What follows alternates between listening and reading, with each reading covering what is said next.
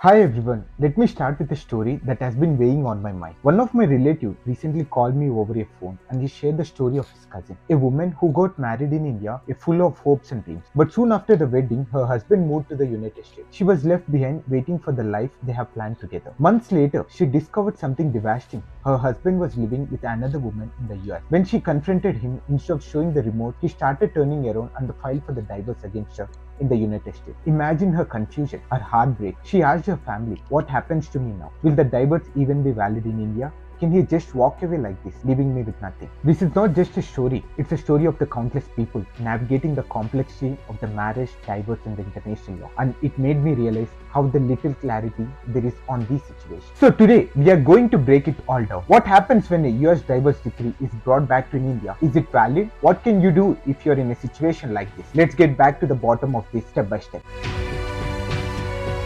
The first thing first, can a divorce granted in the US be recognized in India? The short answer is yes, it can be, but only under certain terms and conditions. The court in the US granting the divorce must have a proper jurisdiction. This usually means at least one spouse has lived in the US for the 6 months or more before filing the divorce. However, Indian courts might question this if the other spouse has not agreed to the US court's jurisdiction. Let me give you an example. Imagine the two persons, the Ramesh and the Priya, who got married in India. The Ramesh moves to Virginia, which is in the United States, filed for the divorce there. The Priya, who still lives in the India, claims she was not involved in the US divorce process. In such a process, the Indian court might reject the US divorce decree, saying the Priya did not have any fair chance to present her side. The next is the ground for the divorce must be recognized under the Indian law. In the US, you often file for the divorce on the grounds of the irreconcilable differences or no-fault divorces, which usually happens in the US. But India does not accept these valid reasons.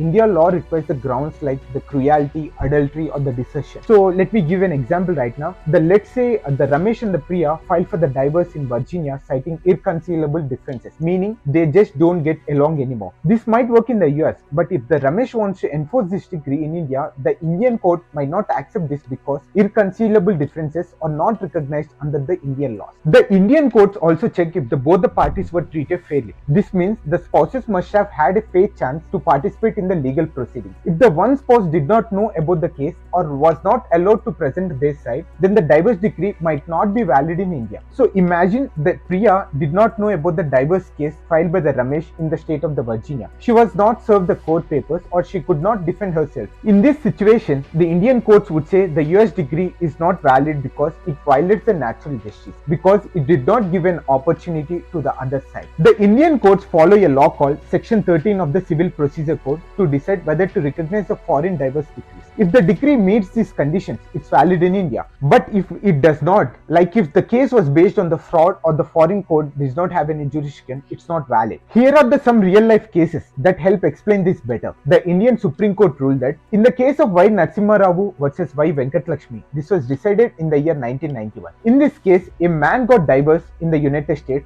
based on the irreconcilable difference. The Indian Supreme Court ruled it invalid because irreconcilable differences are not a valid ground under the Indian laws. In the case of Satya versus Teja Singh, which was decided in the 1975, here the husband filed for the divorce in a foreign court but lied about his residency. The Indian court rejected the decree, saying that foreign court had no jurisdiction in this case. So what should you do if you want your US divorce recognized in India? So you have two options. You can file a case in an Indian court to get the US divorce decree enforced. You will need to prove that it meets all the legal conditions. The Section 44A of the Civil Procedure Code. Section 44A provides a mechanism for the direct enforcement of the judgments and the decrees passed by the courts in the reciprocating territories. These are the countries within which the India has an agreement to mutually enforce the court judgment without the need for the fresh civil suit. A list of such countries is notified by the government of India and it includes the nations like United Kingdom, Singapore and the New Zealand. However, the United States is not reciprocating territory. This means